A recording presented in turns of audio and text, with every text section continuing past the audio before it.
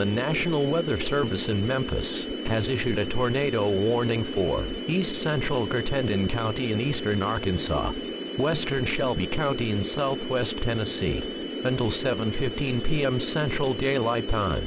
At 6:10 p.m. Central Daylight Time, National Weather Service Doppler radar was tracking a tornado near West Memphis, or near Marion, moving east at 20 miles per hour.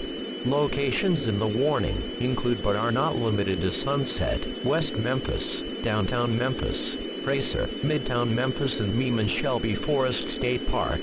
This warning also includes areas near Lake McKellar. Heavy rainfall may hide this tornado. Do not wait to see or hear the tornado. Take cover now.